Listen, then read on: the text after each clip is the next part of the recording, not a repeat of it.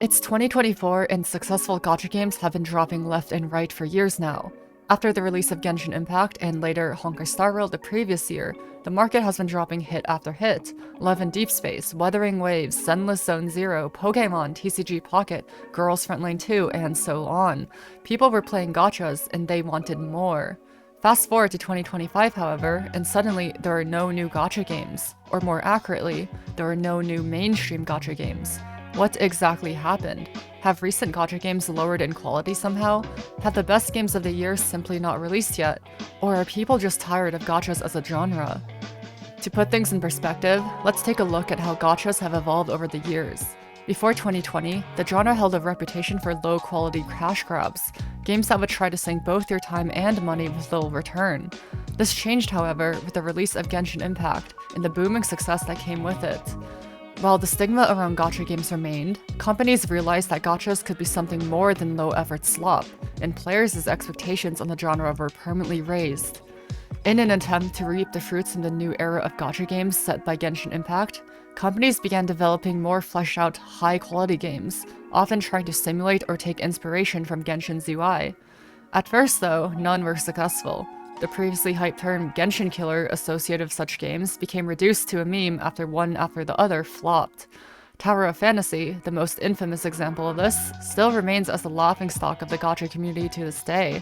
For years, Genshin seemed untouchable, uncontested in the gacha market, as players had comparatively little interest in other games. However, this dominance would eventually change thanks to none other than Hoyoverse themselves, the company who made Genshin Impact in the first place. In April 2023, Honkai Star Rail released with a bang, captivating old and new players into the franchise. The turn-based gameplay was distinctive enough to separate it from Genshin while still keeping the charm from its graphics. Like Genshin, gameplay was extremely simple and approachable, appealing to a broad genre of audiences.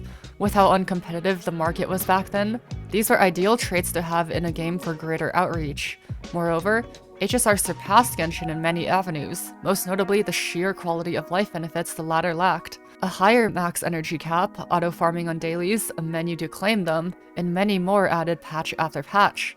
I mention this because for the very first time, Genshin had an obstacle they didn't before: competition. By the hand of their own company nonetheless. Many of Genshin's quality of life improvements that we see today were added only after HSR's release due to the pressure from their sister game. And it didn't just stop there. 2024 saw the release of several other mainstream gacha games, some even surpassing Genshin in terms of sales.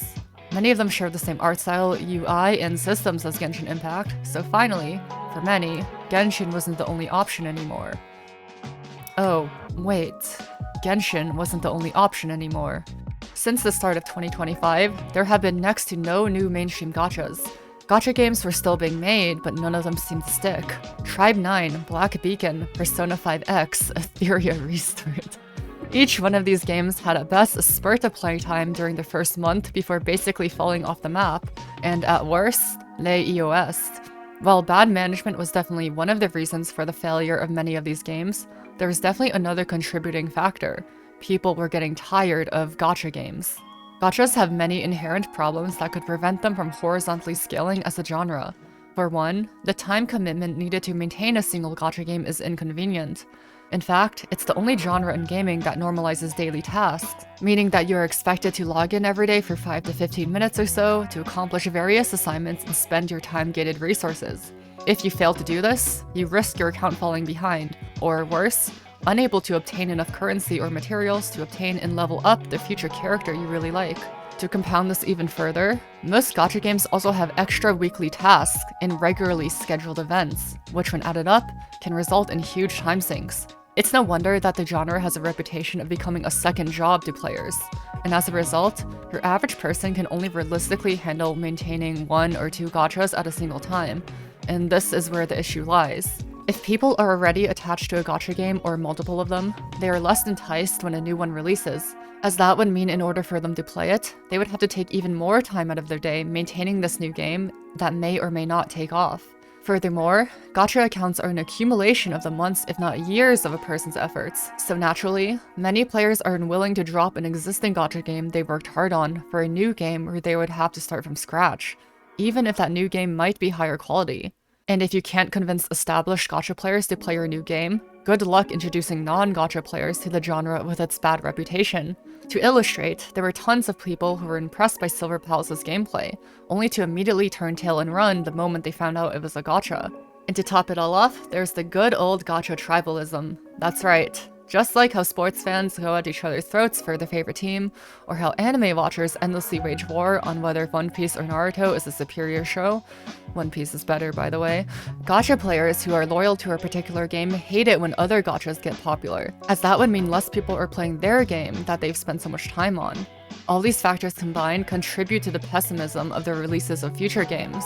The waning attitude for new releases as well as the current state of new gachas has gone so bad that Duet Nativists even decided to completely remove the gacha portion of their game, likely influenced by the fact that the market was too saturated and they could not risk going into such a competitive field.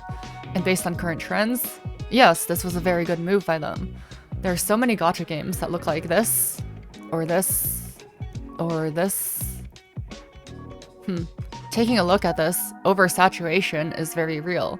My thing with all these gacha games that are coming out, I'm so numb to the combat because it's all the exact same. It's a 4-man swap or 3-man swap system. Fancy animation, ult. I don't care about that anymore. It's the least intriguing thing to me now when I watch a new gacha game. If I watch a new gacha game and the thing I see is just the swap system, the fancy ult and the like intro in or outro, or it literally does nothing to me, bro. It's no wonder that the attitude for future games like Honkai Anima Nexus, Azure Familia, Neverless to Everness, and Arknight's Enfield is so negative compared to before. Every game just kind of looks like Genshin and its successors. Sure, these games may differ in gameplay and aesthetics, but they all have a similar UI, perspective, and general style. Maybe it's not the fact that people are tired of gachas, but perhaps they just want more uniqueness to the games. To elaborate, there was actually one gacha that did become very mainstream in the year of 2025, Umamusume Pretty Derby. While it technically was originally released in Japan during 2021, it released globally just a few months ago and immediately took off, which for the purposes of this video's topic is fair game. What's interesting is that Umamusume actually has a pretty bad gacha system in terms of rate and pity. Additionally, dailies take very long if you actually want to use all your resources. Even in terms of production quality, it falls noticeably short of today's mainstream gachas. However, unlike many other games releasing or released this year, Umamusume had a very distinctive charm. Roguelike gameplay that was completely unique to the mainstream gacha space, tons of fleshed out characters, and hilarious references to the real-life counterparts.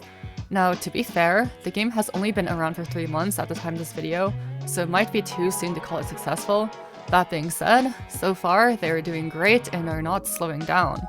Perhaps the key to making a successful modern gacha game isn't to make another Genshin UI clone, at least the ones that are currently being churned out.